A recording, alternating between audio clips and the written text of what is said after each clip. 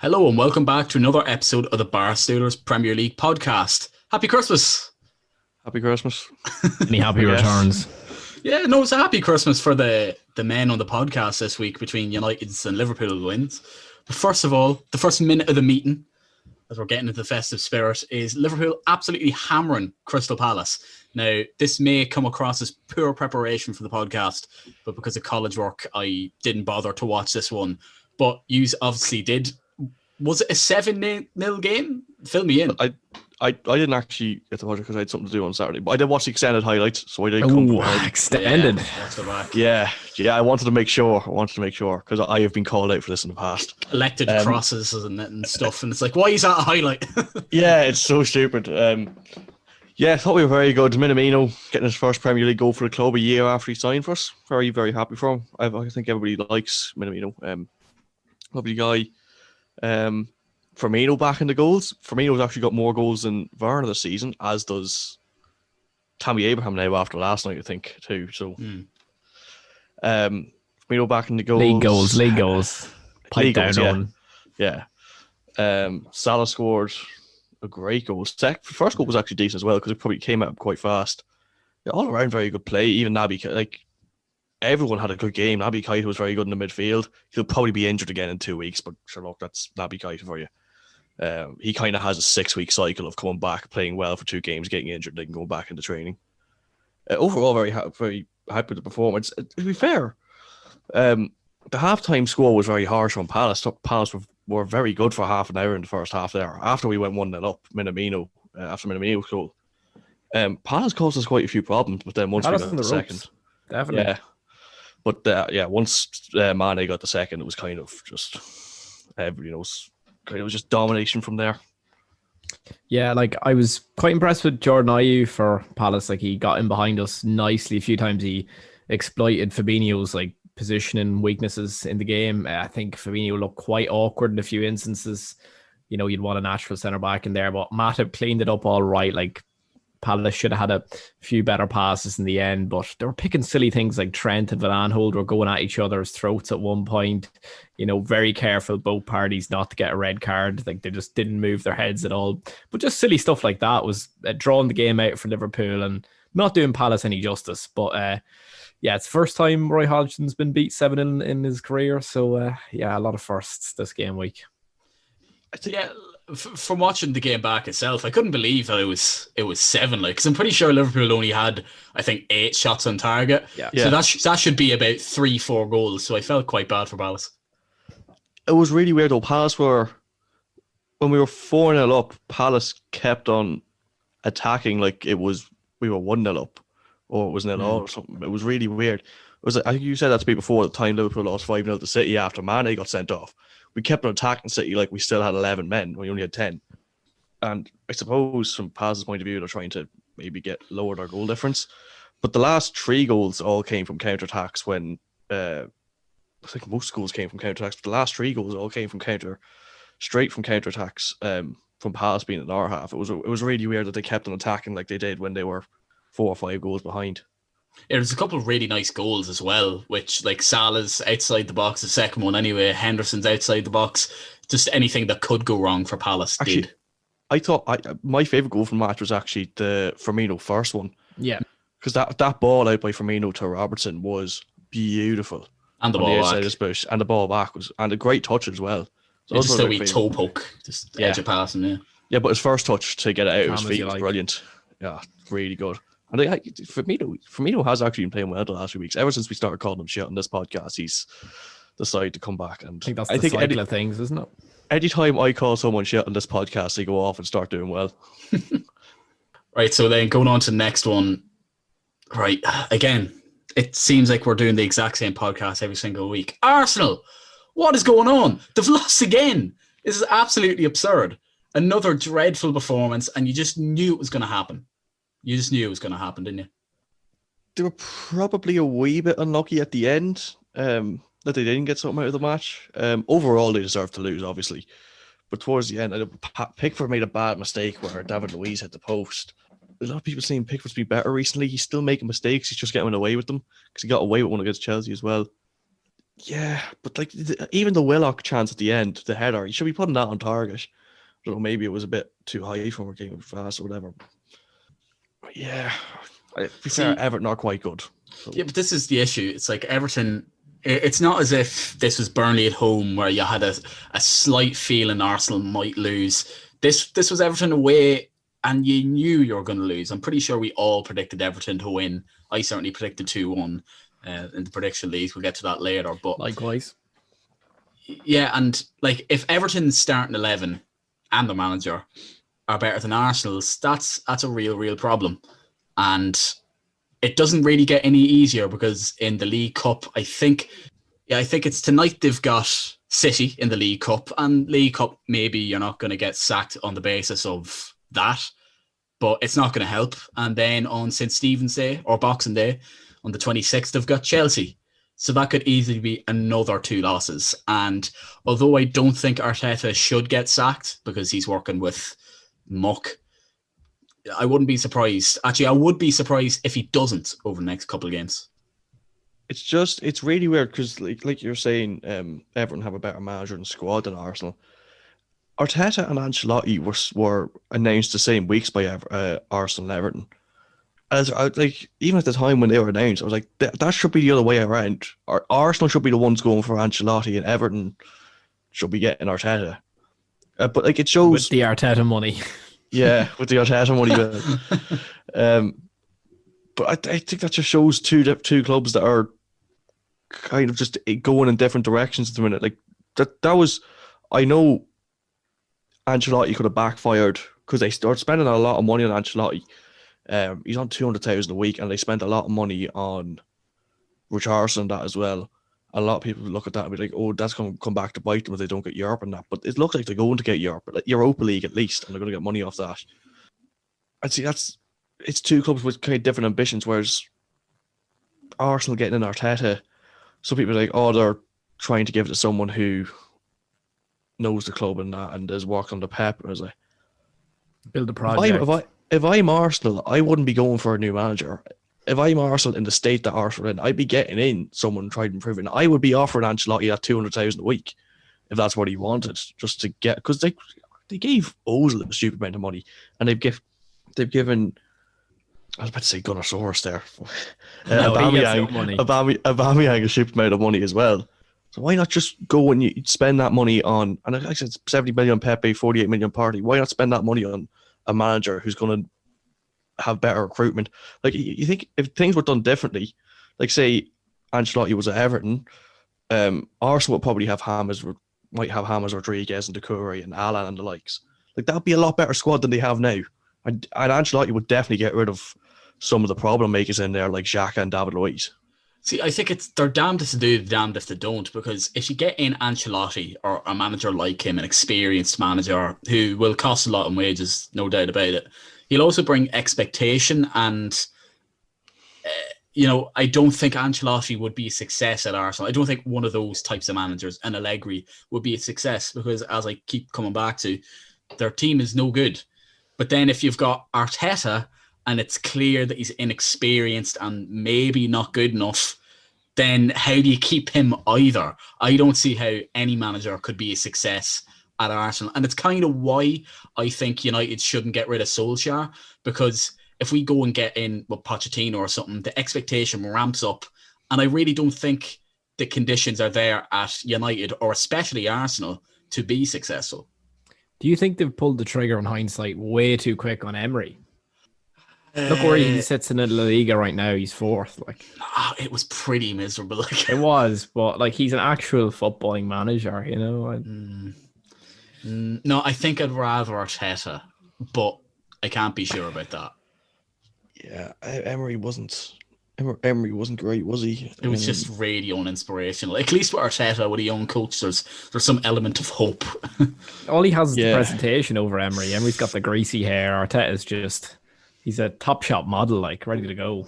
One thing we were talking about just before we actually started the podcast there was Arteta seems to kind of have lost the plot this week, just in terms of stats. Yeah, absolutely lost it. When I said something into the group chat earlier, it was like Arteta said Spurs had a 7% chance of beating Arsenal. He was like, oh, last year we only had a 25% beating of Everton and we beat them.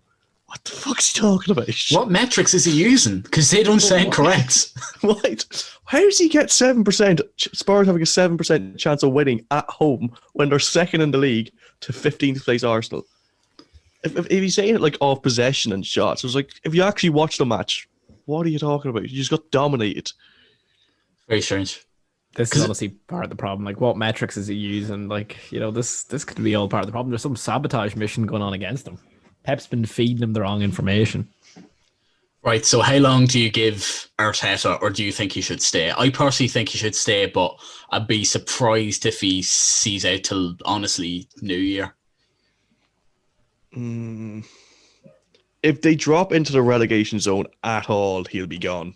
Because knowing Arsenal fans, they will probably send pipe bombs to his house.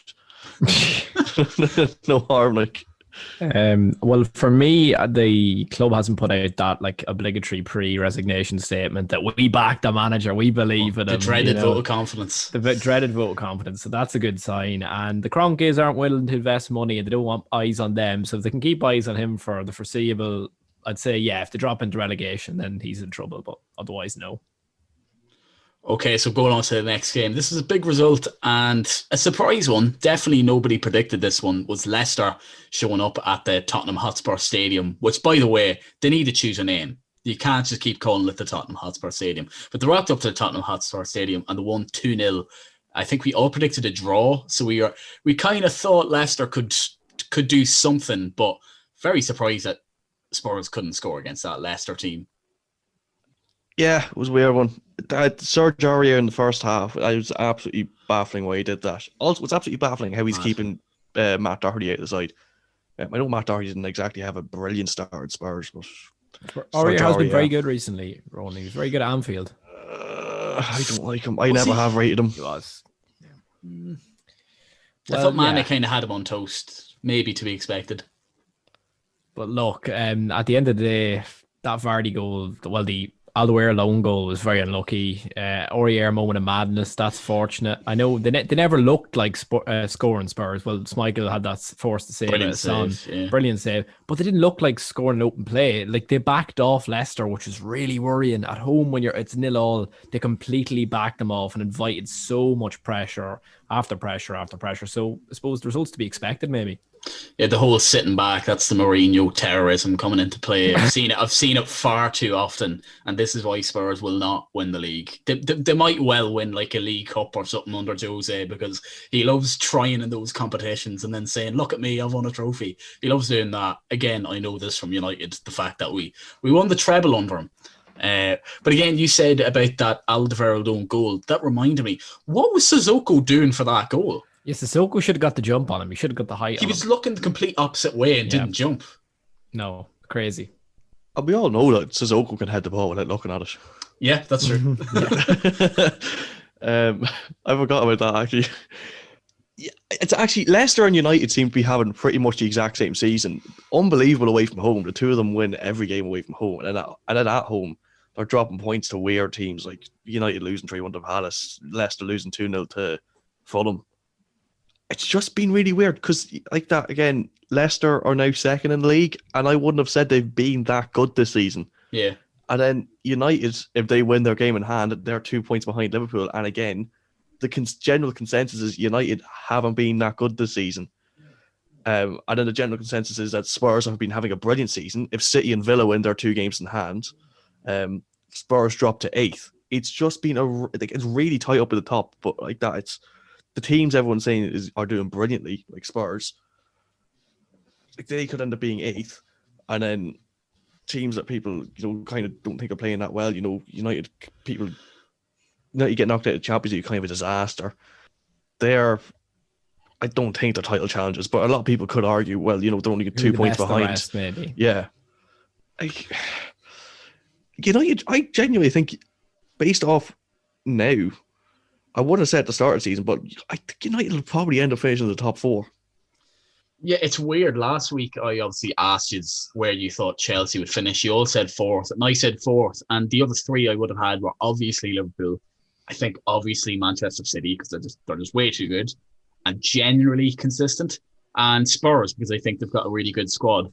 And now I'm thinking, can United finish second? Can they win the league if I didn't have them finish in top 4 last week? And generally speaking, I don't think I'm fickle, but I'm just really, really confused. The fact of the matter is that if United beat Burnley away in our game in hand, God knows when that is, by the way. We've been hearing about this game in hand for 3 months, which is honestly ridiculous because United City, Burnley and Villa, we've all played a game less than everybody. And that's kind of unfair for this long. Yeah, the optics of that aren't good, yeah. Exactly, yeah. So that needs to get sorted out and played as soon as possible. Well, maybe after the Christmas period. It's going to be pretty mad. But if United win that, we're second. 2 points behind Liverpool, the closest we've been to the top of the league at Christmas in, I think, since Ferguson left in 8 years. And look, I'm not trying to say United are going to finish first, finish second, but it's just been bonkers, and I think crazier things have happened. What's your thoughts on the game at the weekend? United 6, Leeds 2, could have been about 12-4. And where do you think United can or will finish? Yeah, look, could I just touch on that one thing there? Can we start a conversation around City potentially not getting top 4? Because we talked about Chelsea, we talked about Spurs, we talked about United. No one ever mentioned City, and they're just creeping away in the back, scraping out a decent 1-0 win against Southampton away, but it wasn't convincing. But yeah, that's just a side note anyway. Yeah, the real meat and potatoes is... You're right. Maybe I'm wrong to assume that City will finish in the top 4, but it's just unthinkable. Guardiola, that team.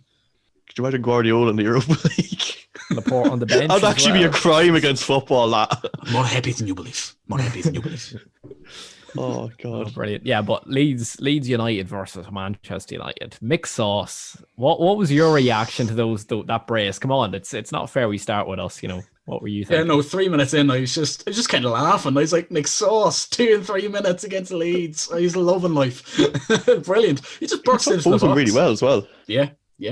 The second one was probably more impressive because you actually need a fair amount of technical ability to actually get that touch and then the shot with his weaker left foot. It was kind of, if you know what I mean, kind of Firmino-esque, really technically sound and intelligent movement. You wouldn't think of that from McTominay. Was McTominay off the pitch when Bruno took the penalty? No, he was on it. He was raging. Oh, I hate Bruno for that. I was thinking of my FPL, man. Yeah, because McTominay, good Scottish lad, so I don't mind him so much as a United player. That would have been nice to see a fucking number 6 getting a hat-trick. There was a conversation on Sky, I think, or something after the game saying this has really solidified his play. Some people calling for Bruno, Pogba, and Van de Beek. Who's calling for that? Football Twitter, idiots. Exactly. Every one of these clowns on Twitter think you can have a back 4, and then they're wondering, we've no protection of our back 4. Why aren't the back 4 doing more? We need better defenders. And then they want 800 attackers to be fitted into the pitch. It's just clown behavior. You need to have valued servants like McTominay that just give you that bit of extra sauce. That's probably why, just touching on City again, that's probably City have struggled defensively the last few years because Pep just signs 800 attacking midfielders every transfer window. They need to find a balance there. But speaking of balance in the midfield, McTominay and Fred started this game, and that's absolutely my favourite two, the United midfielders available to United, because it just provides us a decent base to work with, because they're solid defensively, but if you need one of them to get forward, they can do that. Fred's technically good, McTominay is physically good, and they're both capable of sitting back if the other one goes forward. And I think Fred and McTominay is absolutely United's best midfield duo. I probably would have said from whenever I do watch United, McTominay's probably quietly one of the most consistent players in that United team. I don't think I've ever seen him have a bad game, or at least I've seen him have a noticeably bad game. But obviously, probably get some games where he just doesn't really do anything. But he's never noticeably lacking or missing in that midfield. He's just reliable, and you're going to get a shift from him. You don't think you're going to get 2 goals in 3 minutes bursting through the midfield, but generally speaking, he'll sit there, he'll work away, he's absolutely tireless, he's as strong as an ox, and technically sometimes he can be wanting a little bit. If you need him to play passes forward, maybe not your guy, but it's a sacrifice I'd be willing to take some answer, because you just know what you're going to get from him. And with United in general, you need that, because we are inconsistent. And you have attacking options as well to interchange with him if you're, playing a low block and you want to get that extra bit of attacking prowess. Like, you can always switch him out for someone else. Yeah, Pogba, Van de Beek, anyone like that. Yeah, just touching on Leeds just a little bit in this match. I don't think it's something to be overly concerned with because, to be honest, Leeds probably had a few chances to get back into that game. I know Bamford missed a really good chance at, was it 2-0? Yeah. Yeah. And they missed a heap of chances during that match. Like, there was one where De Gea made a great save from Rafinha. I think it was Rodrigo played the ball into the box. Yeah. Rafinha. Yeah.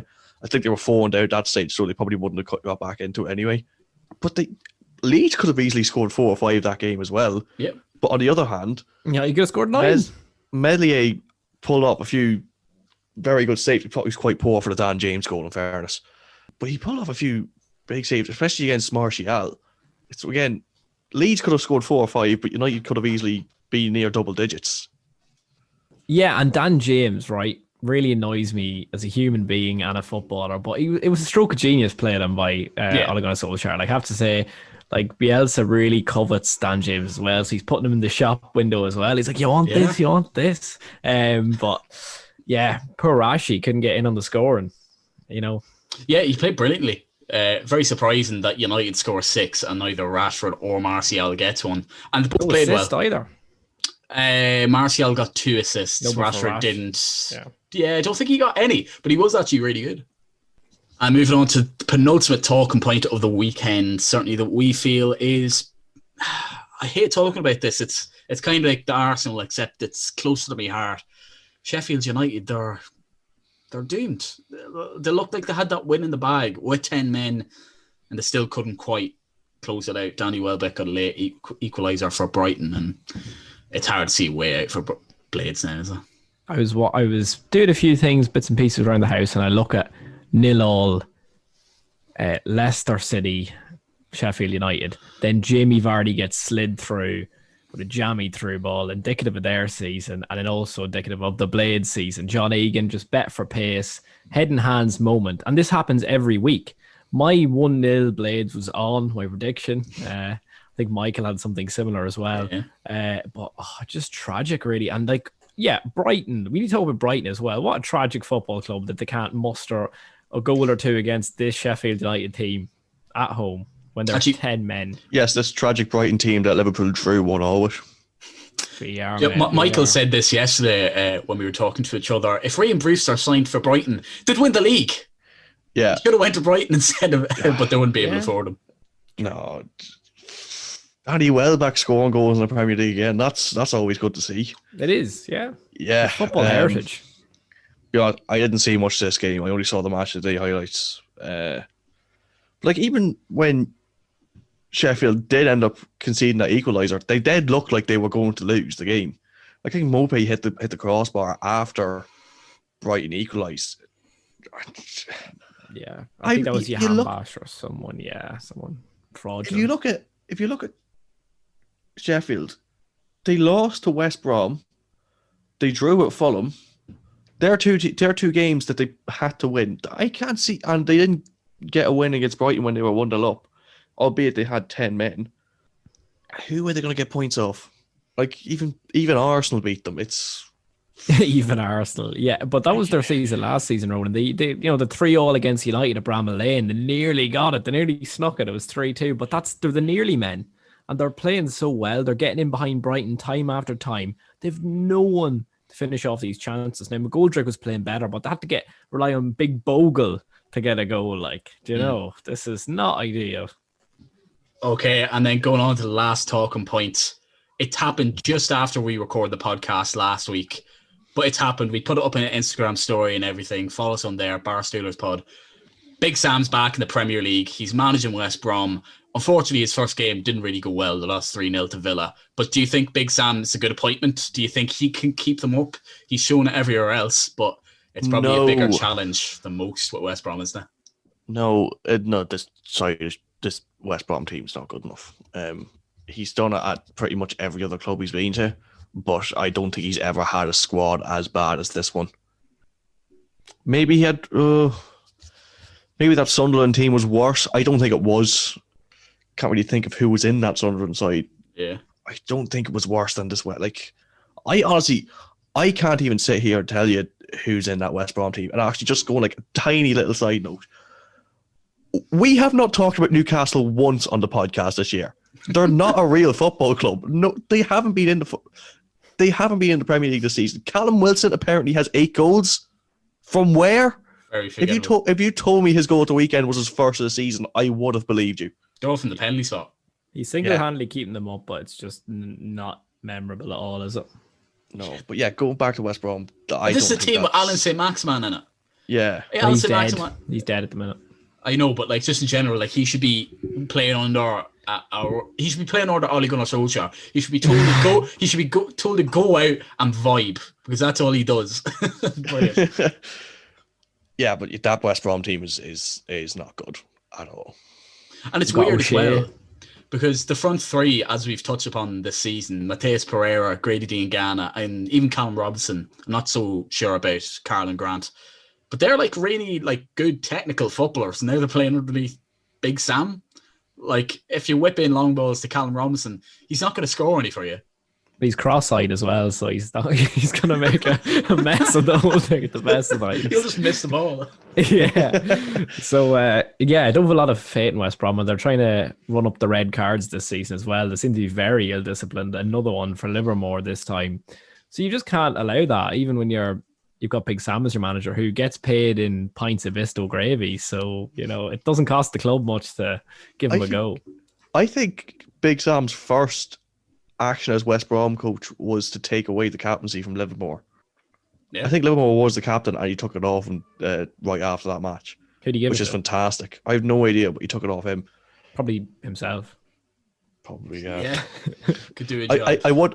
I would say who I think it should go to, but I don't know any of the players in that team. I know Diangana, I know Pereira. Maybe. Cal Bartley, I don't know. Yeah. Bartley in the Premier League. Ivanovic. Yeah, he's all right. Ivanovic, yeah, good leader. Yeah, I think Ivanovic played up front. I don't know, it was a couple of games ago. I'm pretty sure they put Ivanovic up front. This Stephen if this was the West Brom team in 2012, they would be sound. There's no way they go down. Yeah. It's just a shame that most of them are in their 40s. Well, probably not quite, but. And I just want to say, I think next week in the podcast, we're going to be naming, I think our collective, I think if we were to do 4 teams of the year, it might get a bit long, but our collective team of the year for 2020. So if you want to submit in your team of the year for 2020 in the YouTube comments, send it to us on Instagram, Twitter, all our socials will be in the description. We're going to be doing that next week. But as we go on to the Predictions League, if I get the Predictions League up here. I'm assuming I'm bottom at this stage. Kind of. It was a decent week for me because I got 4 points. So now you and Michael Ronan, you're on 38 points. I'm on 42. And James, you're on 45. So I'm creeping up to you, but you're still top. You haven't been toppled quite yet. And the first game of St. Stephen's Day that we've got, or Boxing Day, depending on where you're from, or just nothing. Apparently, it's just like not a holiday in other places of the world. So there you go. But first game, lunchtime kickoff on the Saturday, 12:30. Leicester at home to United. Basically, the exact same team play very similar football, and I think it's going to go somewhat similar to the game at King Power Stadium last year, where it was sort of do or die for both teams in terms of top 4. And again, I think our run away from home is going to continue. So I think Leicester are a team that's going to offer us some space, and ultimately we're just better individually. So I could definitely see this going the other way, but I think United will probably have enough. Going to go with 3-1. I was going to go 3-1 as well. I'm going to have to change that to 2-0 just to vary up a little bit. Yeah, I'm pretty much the same. I think, like you said, exact same team. Leicester aren't as good at home. United are better away. But then again, you don't know. Leicester might just decide to show up. But yeah, 2-0 United. Oh, Ronan, you've changed it up quite a bit there. Well, I'm going to go with Connell because he's not going to get a single point in me for the rest of the season because I'm just going to copy every scoreline he does. No, the integrity of the game. I've broken the system. As long as Mixer or Ronan doesn't creep up on me, we've got it, lads. I don't think there's much chance of that happening anyway. No. So yeah, 3-1 United. I was tempted to maybe say, oh, you're going to invert the form and, start winning at home and losing away. But, this Leicester team's going to offer you space. They're gunning for top 4 as well. Jamie Vardy's going to be the one to get the goal. And, he's going to get the 3 FPL points. That's all I care about. So, that's me in the mud. But, 3-1 United. Let's go. And I've got my prediction in here from Michael, who, of course, isn't on the podcast this week. I'm sure you'll have noticed by this stage, if you're still listening. And he said 2-2 Leicester. So I don't know if that means he thinks Leicester will win 2-2. But maybe he's just showing in what game. But yeah, 2-2 he says. So he's back in a draw. The rest of us, United wins. Probably Leicester win now, isn't it? Anyway, next game, brilliant game, as we've already touched upon. Arsenal at home to Chelsea. I watched Chelsea yesterday and they won 3-0, nothing to be sniffed at, but a lot of the performance wasn't great now. And Arsenal, kind of the only way is up. So I'm going to back them to get a result here. Well, some sort of result. I'm going to go 1-1. I think it'll be a bit of a drab game. Arsenal recognise that they're not very good. They'll sit back, they'll try and hit in the counter, and they'll be kind of successful. 1-1. I feel like Chelsea are either going to win 5-0 or Arsenal are going to win 2-0.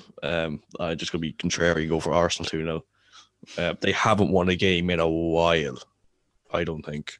Not in the they're league, probably no. due. In a minute. Yeah, they're probably due one. I don't really know why I would ever back Arsenal, but I'm doing it this week. 2-0. You fool.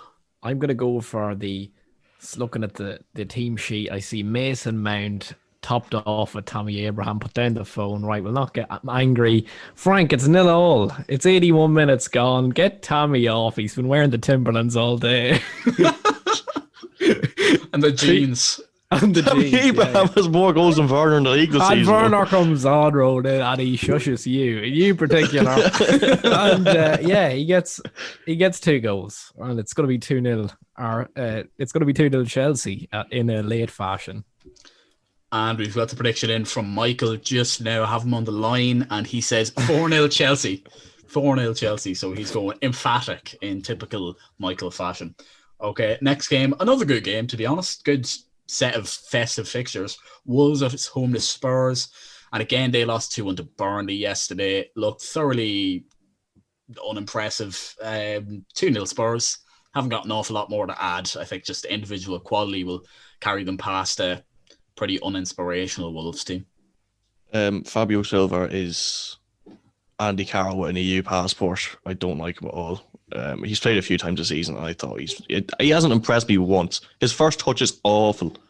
Scored a penalty. It was really weird, right? He scored the... I'm not going into that. Probably, I don't know, 1-0 Spurs. I don't really like watching either teams this season because like last year, Wolves were really fun to watch, counter-attacking football. They just don't play that way anymore. Nuno decided that he didn't want to play that way anymore for whatever reason, even though it was working.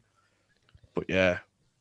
Someone needs to have a word at Wolves. Whoever's in charge of transfers, getting rid of Matt Doherty and Diogo Jota for, it was basically Fabio Silva, wasn't it? And Nelson Semedo. Semedo awful. He's terrible. He's terrible. No, but honestly, like Fabio Silva scored the penalty, and the commentators, I think it was on Premier Sport, which is the Irish channel, and the commentators were like, "Oh, it's a brilliant penalty, brilliant composure for a youngster." I was like, I swear to God, if teenagers do anything in the Premier League, they just get hyped up so much. It annoys me because he played terrible up until that point. To be fair, he wasn't on for too long. There's big problems in that team. Like, they look very toothless without Raul. What's your prediction for this, James? Right, so I'm going to go for a Spurs 4-1 win here. Pretty emphatic. Had a lot invested in that last Wolves game. And that Burnley defence, if you just hit them with a lot of quality, and look, instead of Wood, imagine Kane at that on Patricio's near post. So it's going to be a nightmare for them. So yeah, 4-1 Spurs. And we've got Mixer on the line, and he has said 3-1 to Spurs. So we're all sure that Spurs are going to win this weekend. Anyway, the next one it's a bit of a weird one. It's like a relegation sort of battle for Europe. I try to be creative with selecting these fixtures. We've got Fulham at home to Southampton. Pretty tough one to call. I think Fulham will probably cause some problems because there's a bit of expectation with Southampton now that they're decent. And yeah, I think they'll just get over the line at Craven Cottage. 1-0 win for Southampton. 6-2 Southampton. I haven't gone for a mad one this week. Danny Ings is back. Che Adams is a great man. I love Hasenhüttl. I think he's dead again, Rowan. Is he? All right. Injured well, then, against City again, yeah. All right. Well, then I'll go for 5-2, so because I'll have a little bit less attacking prowess. I don't know. I never know how to predict these games because they're not teams I watch every week. I'm just the ones that I watch like every second or third week, unless they're like playing the big teams because I don't really always watch those matches. Yeah. Still don't think Fulham are brilliant. They're maybe been a little bit better the last few weeks, but they're still not great. 5-2 Southampton. I think that he needs to play Stuart Armstrong from the get-go in this game, get a bit more defensive solidity. I think they sacrificed too much against City, and that's what cost them. So you can always bring on Dinepo if you need, but 2-0 Southampton win. Let's go. Che Adams will lead the line for them. And again, I've got Mixer on the line, and he says 3-2 Southampton. He's on the line. He just hasn't bothered to join the podcast. Right. So, yeah, we've all predicted a Southampton win as well. And then the last game, there was past the sort of first three fixtures, obviously we said, and then Fulham Southampton's all right. After that, there's not really great ones. So it might come down to goal difference, this one. Liverpool at home to West Brom. Can't imagine anyone's going to predict any upsets here. I'm going to go with a 4-0 win to Liverpool myself. I was kind of half tempted to go with like a 0-0 because Big Sam, his first proper game in, with preparation, they'll be well drilled. But nah, like West Brom, they're just terrible. 4-0 Liverpool. Well, actually, I'm glad Mixer's not on the podcast this week because anytime he's on the podcast and predicts Liverpool in these games, we don't end up winning. Who was the last? Yeah, Fulham was the last one. He said we beat them 6-0 and it was 1-1. Said we beat Villa 6-0 and we lost 7-2. I'm going to go for 1-0 again. I'm never predicting a big win for Liverpool ever again.